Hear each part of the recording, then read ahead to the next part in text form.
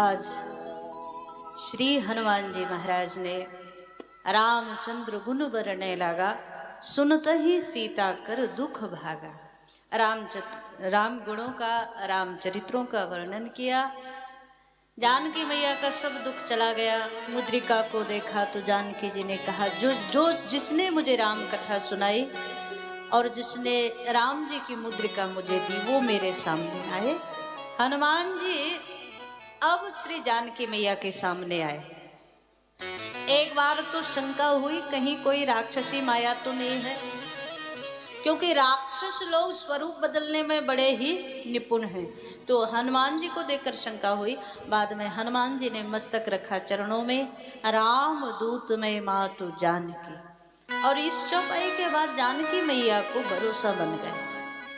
और हम इसका भाव ऐसा लेते हैं कि यहाँ माँ शब्द जो कहा, राम दूत में मातु जानकी, सत्य शपथ करुणा निधान की, तो मानो श्री जानकी मैया को भरोसा बन गया कि लंका में परस्त्री को माँ कहने वाला, माँ समझने वाला वो संस्कार ही नहीं है। ये तो भारत की भूमि में संस्कार है परस्त्री को माँ कहकर प्रणाम करना।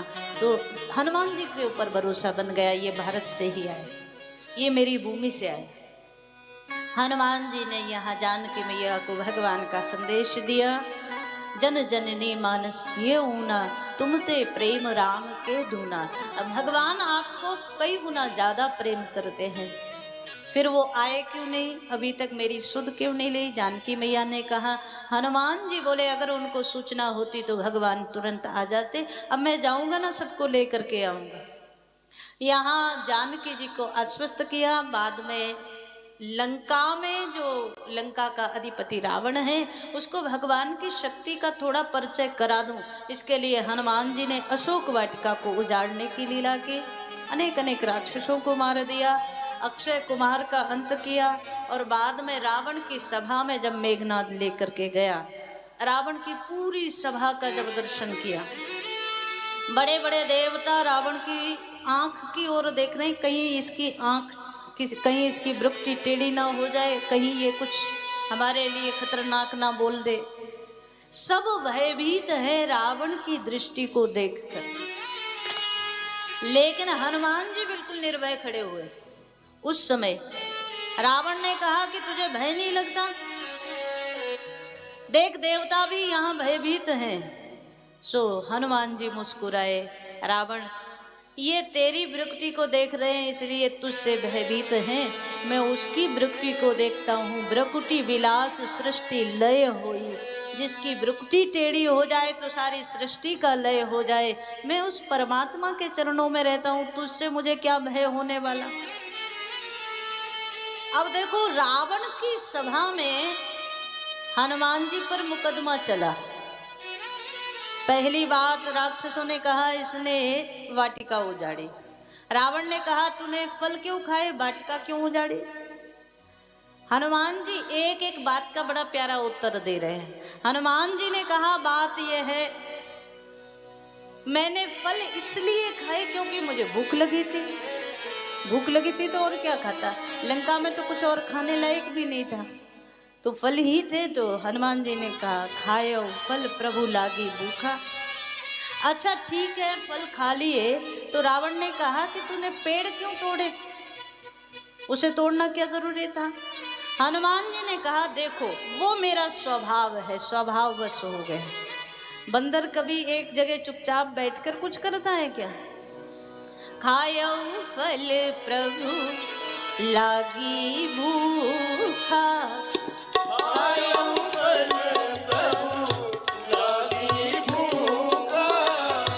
कपि स्वभाव ते तोरे उरूखा।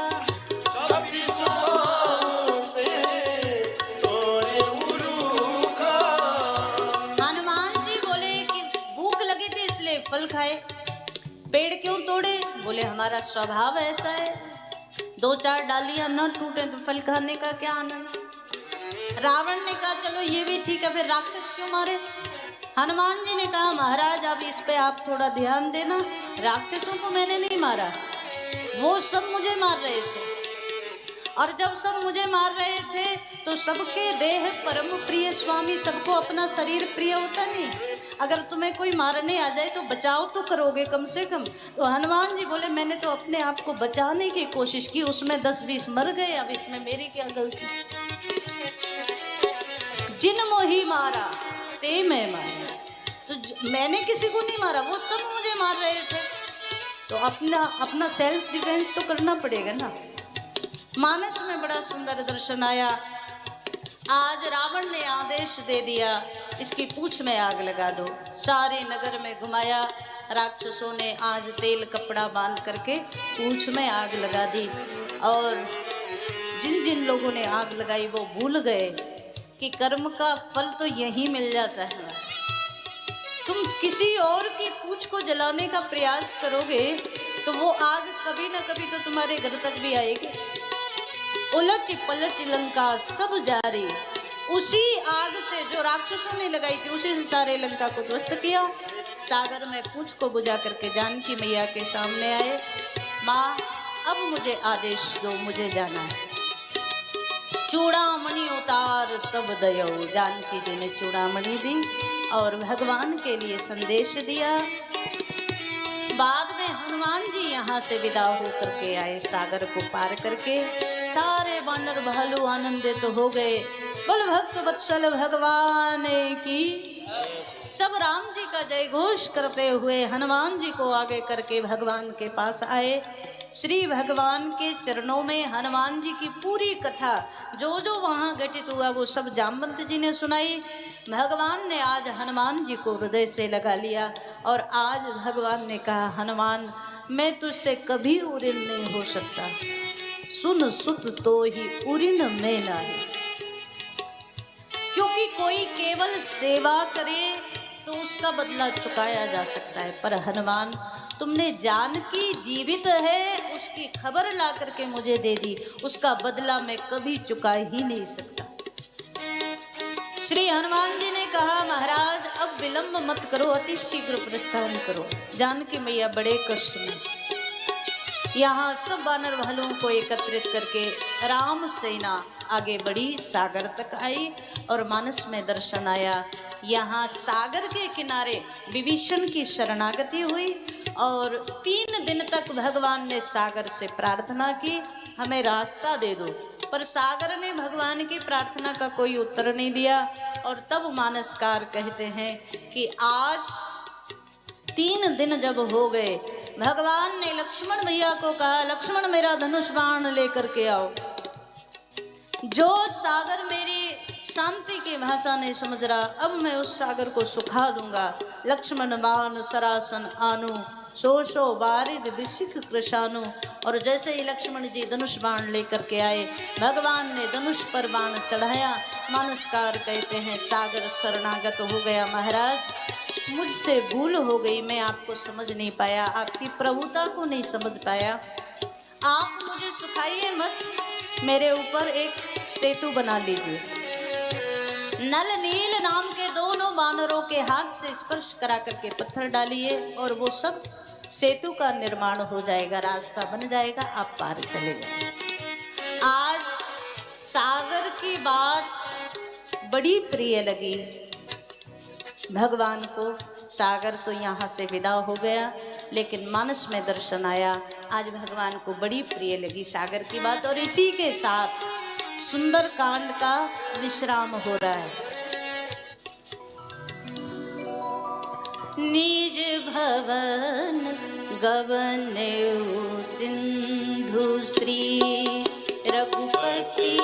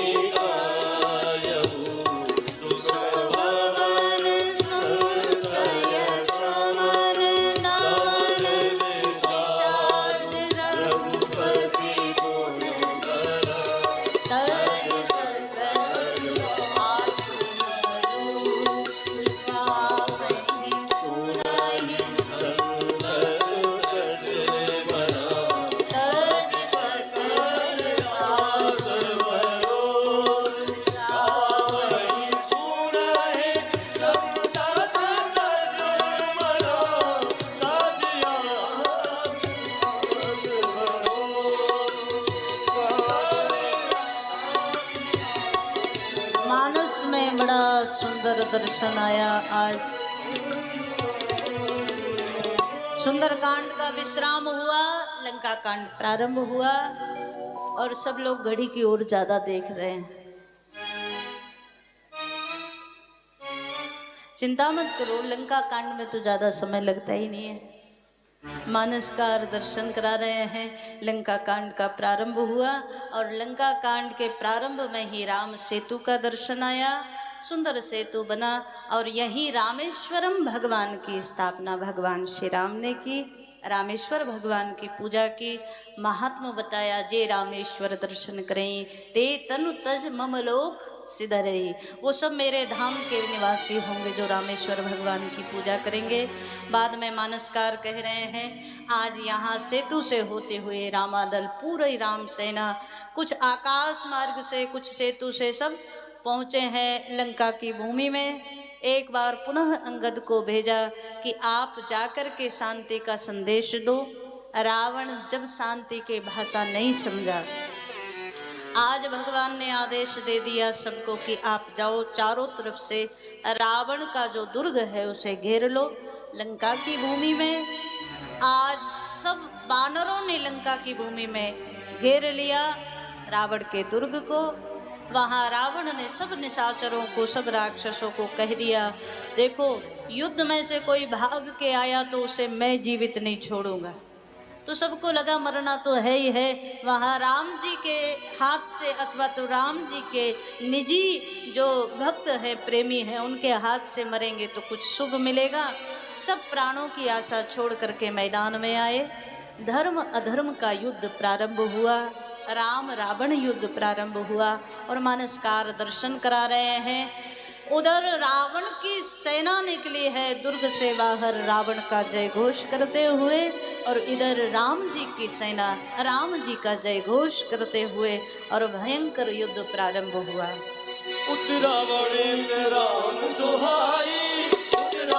हरि बोल।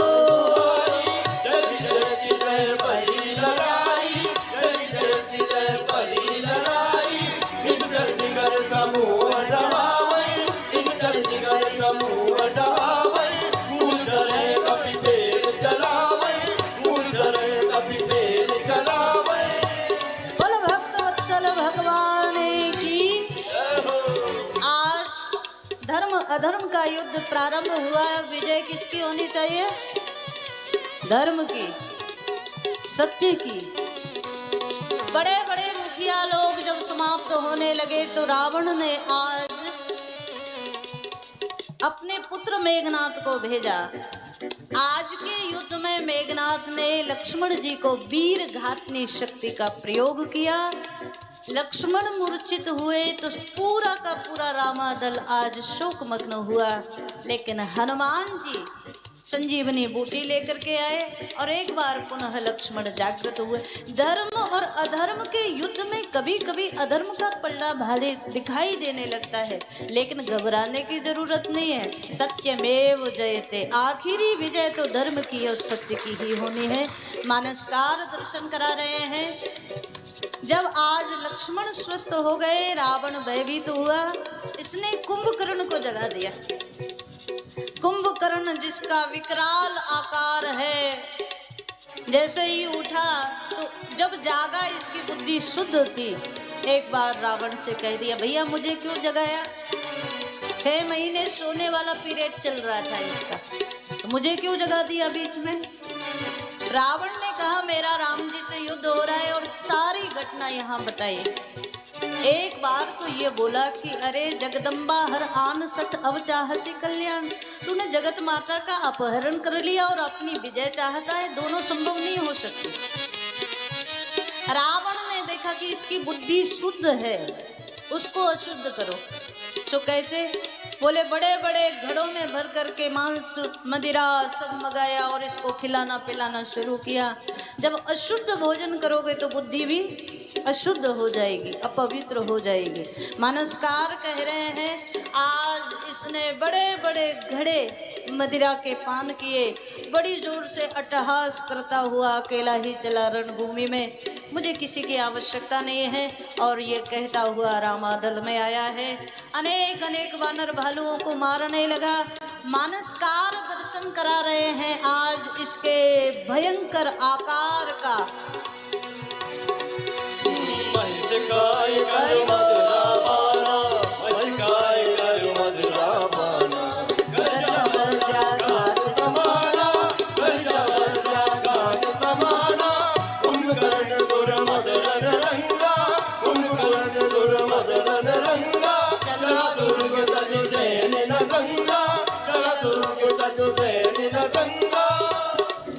कुंभकर्ण आया है, अनेक अनेक वानर भालुओं को अपने पैरों से रोंदने लगा, हाथों से सबको मारने लगा। देवताओं ने प्रार्थना की भगवान को, महाराज इससे वानर भालुओं की रक्षा करो, हमारी रक्षा करो। भगवान आए हैं इसके सामने। एक बाण भगवान ने मारा, एक से दो बाण बने, दोनों भुजाएं इसकी कट गईं। तब भी भगवान की ओर दौड़ा जा रहा है। राम जी ने एक और बाण मारा, सर धड़ से अलग हो गया, और फिर धड़ ही अकेला दौड़ रहा है, विकराल रूप इसका।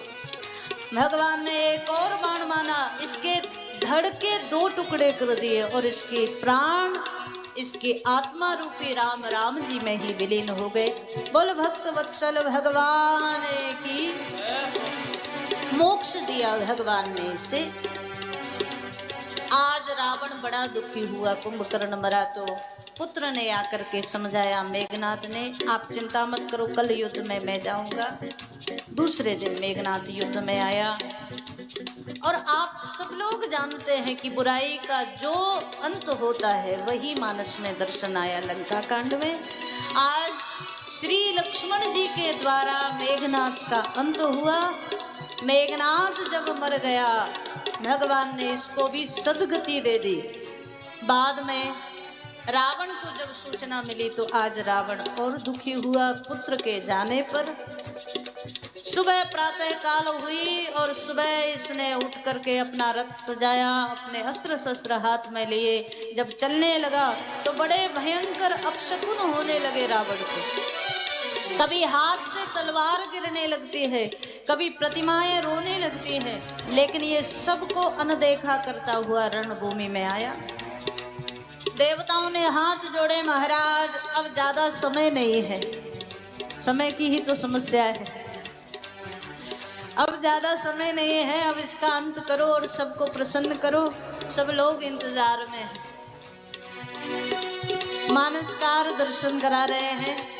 आज भगवान से रावण का युद्ध हुआ, और जब रावण का युद्ध हुआ तो देवताओं की प्रार्थना पर भगवान ने एक बाण छोड़ा।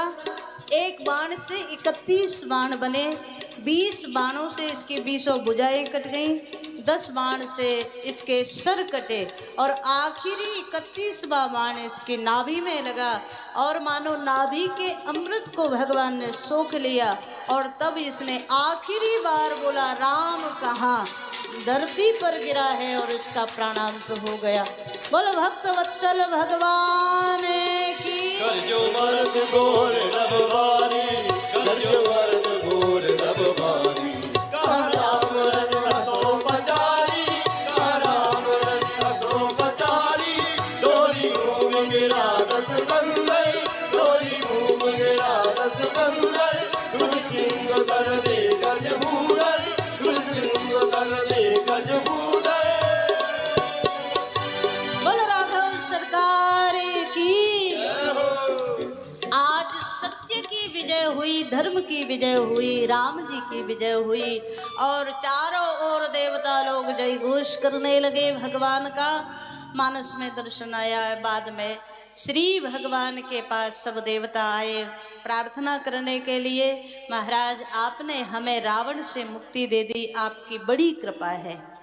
श्री भगवान ने रावण की देह का अंतिम संस्कार कराया उसके भाई विभीषण से, और यहाँ विभीषण को राज तिलक करा दिया भगवान ने लंका का। बाद में विभीषण को कहा, अब जानकी को आप सादर लेकर के आओ। विभीषण पालकी में बिठा करके आदर सहित जानकी माता को लेकर के आया है। और आज भगवान के साथ जब जानकी माता आई है, अग्नि में से मूल जानकी को भगवान ने प्रकट किया।